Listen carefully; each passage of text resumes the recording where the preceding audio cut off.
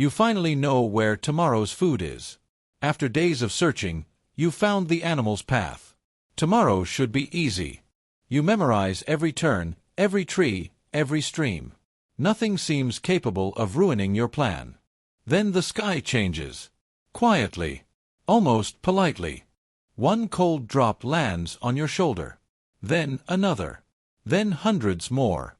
Within minutes, the trail disappears beneath wet earth. The wind grows stronger. Rain begins hitting sideways instead of falling straight down. Every step becomes slower. Every rock becomes dangerous. One bad fall doesn't mean pain. It means you may never walk again. There are no doctors. No shelters waiting ahead. No second chances. So you turn around. Not because you're giving up. Because surviving comes first. By sunset, the storm is still raging. You sleep lightly, hoping tomorrow brings sunlight. Morning arrives. The rain never left. Another day passes. The storm only grows louder.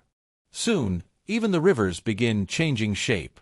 The water is climbing higher than anyone remembers. Outside, animals are disappearing. Not because they're gone, but because they're hiding too. And when every creature is searching for shelter, they often choose the same places you do. A cave isn't automatically safe. It's simply the least dangerous option. For ancient humans, endless rain wasn't bad weather. It was the beginning of a survival test that could last for days. At first, rain seems like little more than an annoyance. But your biggest enemy isn't the water itself. It's what the water steals from you.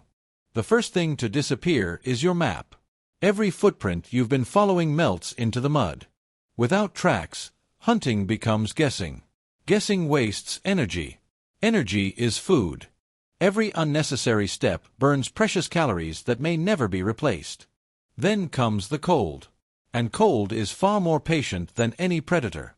A soaked body loses heat much faster than a dry one, even when the air doesn't feel freezing. Hour after hour, your muscles weaken. Your hands become slower. Even simple tasks demand more effort. The storm doesn't have to kill you today. It only has to leave you too weak for tomorrow. Meanwhile, every stream and river is quietly becoming something much more dangerous. The safest campsite yesterday can become tomorrow's floodplain without a single warning. Floodwater doesn't knock before it arrives. It simply keeps rising until the place you trusted disappears beneath it. Some caves offered shelter from the rain, until they became giant stone bowls filling with water. And humans weren't the only ones searching for somewhere dry. Predators hated getting soaked just as much as you did. Suddenly, every safe hiding place became crowded with creatures that didn't want to share. For the first time in days, hunting isn't your biggest concern. Staying unnoticed is. Every sound echoes farther through wet air. Every careless movement can reveal exactly where you are. The world outside has become smaller. Food, shelter, predators, and people are all squeezed into the same few dry places. When the storm traps everyone together, survival becomes less about strength and more about preparation. And among everything that could be lost, there was one thing nobody could afford to let die: the fire. Food could be found again. Spears could be carved again. But one mistake with the fire could erase months of survival. Today, making fire feels effortless.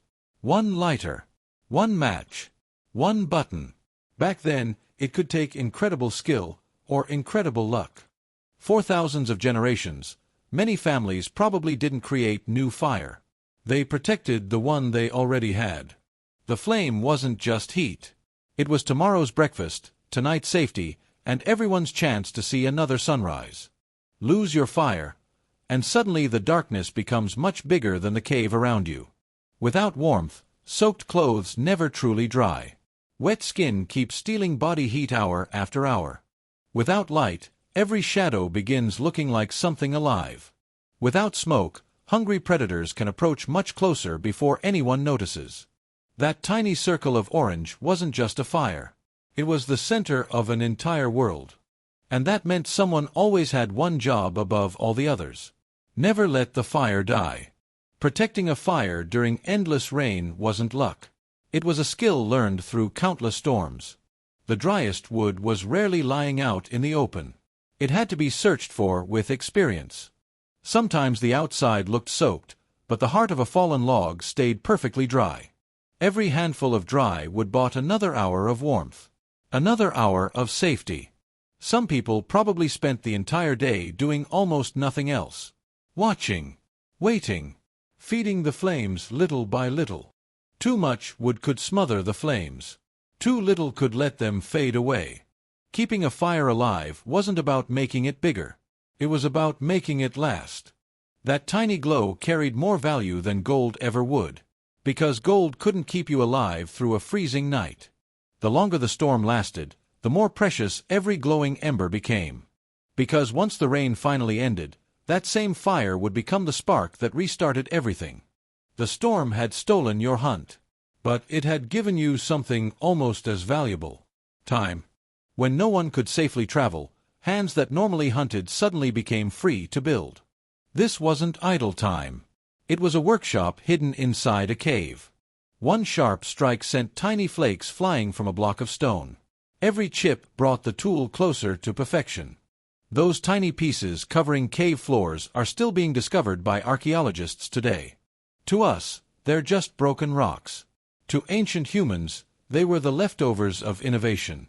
Every sharper blade meant less effort cutting meat, and a better chance of surviving the next hunt. Some shaped bone into delicate needles that could stitch animal hides together with incredible precision. A warmer cloak wasn't just more comfortable. It could mean surviving another winter. Storms didn't stop progress. Sometimes, they quietly accelerated it. Not every invention was made from stone. Some of the most important ones began with ordinary plants. Someone eventually noticed that twisting weak fibers together made something far stronger. That simple discovery would eventually help humans build stronger shelters and hunt far more effectively. A rope doesn't look impressive until you realize how many inventions depend on one. The best ideas rarely appeared all at once. They grew one careful improvement at a time. And every rainy afternoon gave people another chance to make those improvements. Knowledge wasn't stored in books. It lived in skilled hands watching other skilled hands.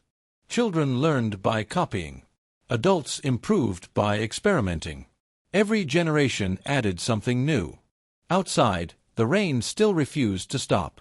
Inside, human technology quietly kept moving forward. The storm had trapped their bodies, but it had completely freed their imagination. Once the tools were finished, something unexpected happened. People kept creating anyway. For the first time in days, survival wasn't demanding every second of attention. Imagination finally had room to breathe. Someone crushed colorful minerals into fine powder. Not for food. Not for hunting. Simply to create. Long before paper existed, the cave itself became a canvas. The first lines were probably simple. But simple lines can become extraordinary ideas. Every animal they painted was one they knew by heart. Every movement came from memory, not imagination alone. Those paintings weren't random decorations. They reflected years of careful observation. The artists understood something every hunter needed to know: how animals moved before they escaped. Art wasn't separated from survival. It quietly became another way of teaching it. What began as shelter from the rain was slowly becoming something much greater. A place where knowledge, memory, and creativity lived together. The cave wasn't just protecting people from the storm anymore. It was protecting ideas. Stories probably filled the evenings long before anyone invented writing. Every adventure remembered. Every mistake repeated.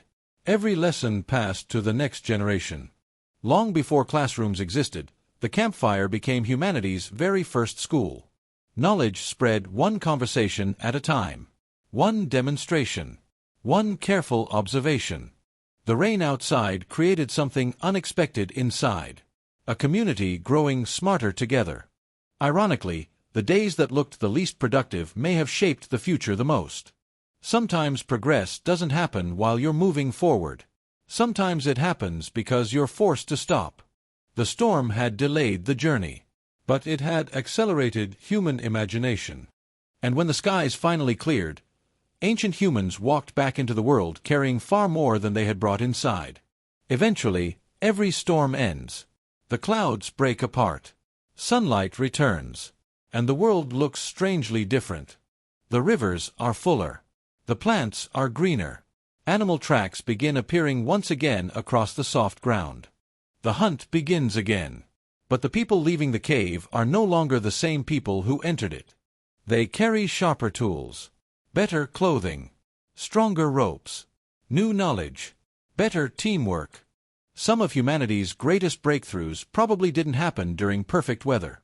They happened while people were waiting for it to improve. The rain never intended to teach anyone. But humans kept learning anyway. That ability to adapt, to solve problems, and to improve during hard times became humanity's greatest survival tool.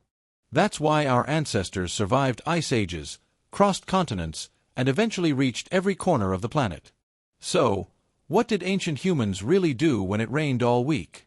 They didn't simply wait for the rain to stop. They protected their fire, strengthened their community, improved their tools, shared their knowledge, and quietly became the people who would one day build civilization itself.